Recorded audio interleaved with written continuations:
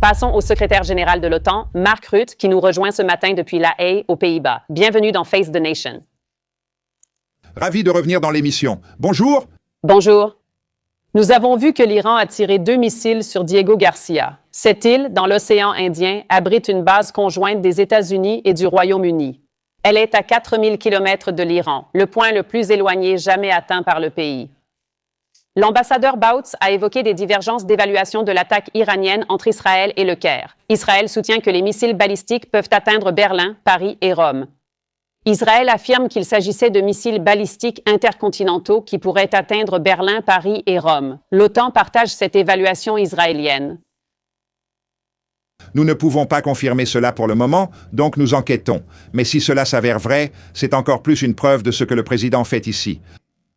Éliminer la capacité de missiles balistiques, éliminer la capacité nucléaire de l'Iran, c'est crucial, exactement comme l'ambassadeur vient de le dire, l'ambassadeur Bautz.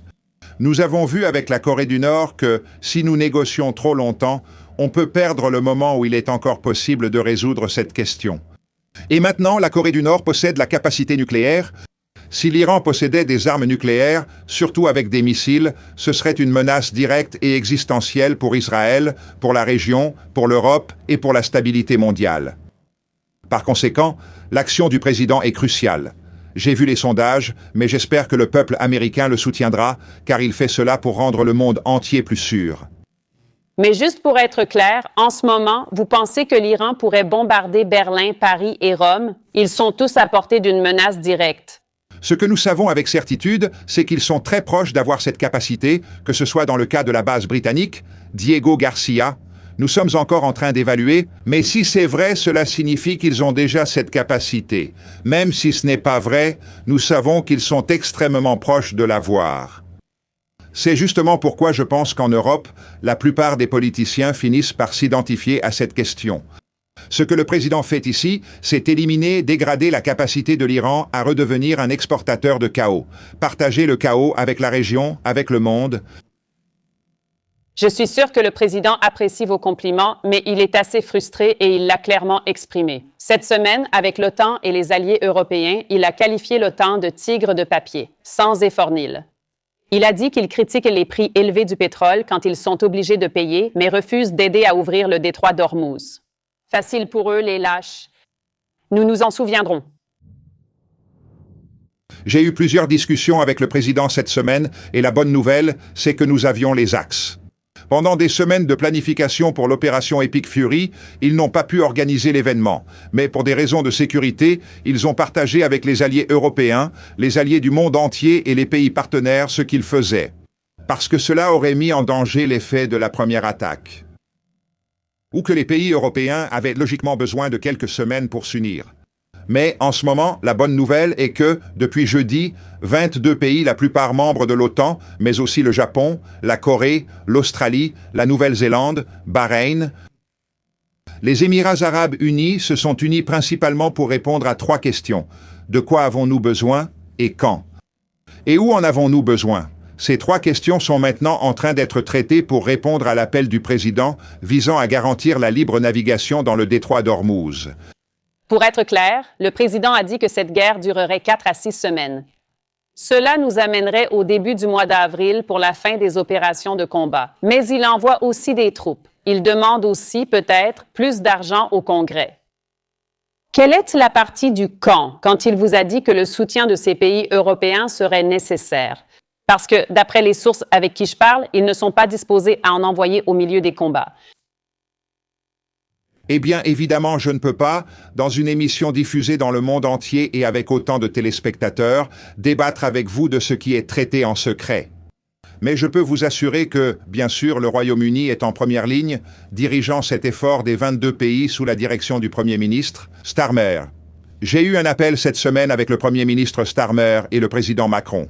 Et encore une fois, cela a conduit 22 pays à rejoindre maintenant cette initiative. Et en fait, l'une des questions n'est pas seulement quoi et où, mais aussi quand.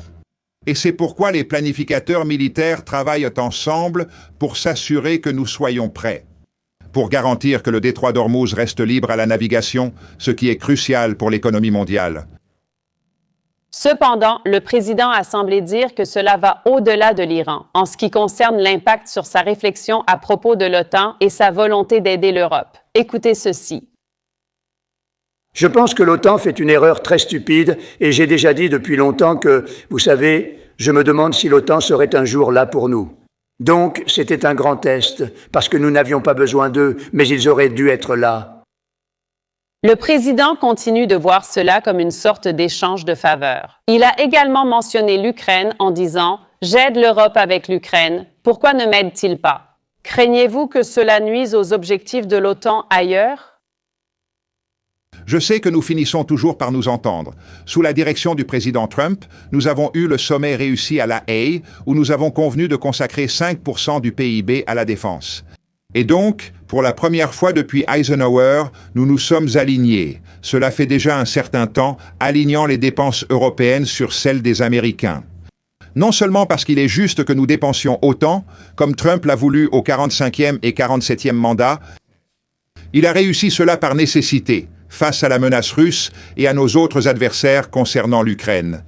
Encore une fois, ce sont les États-Unis qui fournissent du renseignement et des armes en partenariat avec les Européens pour soutenir la lutte contre les Russes en veillant à ce qu'ils aient ce dont ils ont besoin. Et maintenant, avec l'Iran, je suis absolument convaincu et je comprends la frustration du président à ce sujet. Cela prend du temps, mais je demande aussi un peu de compréhension, car les nations ont dû se préparer sans être au courant, pour de bonnes raisons, de l'attaque initiale contre l'Iran.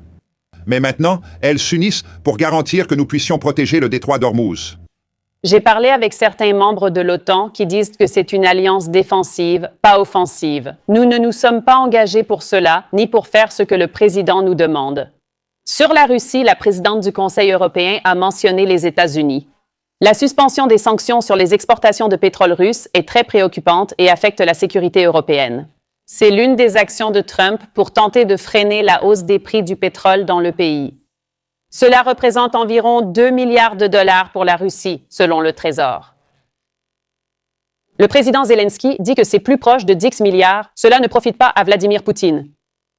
C'est ça la question. Le président doit équilibrer tous ses intérêts. Je sais qu'il est avec son équipe Jared Kushner, Steve Witkoff et Marco Rubio.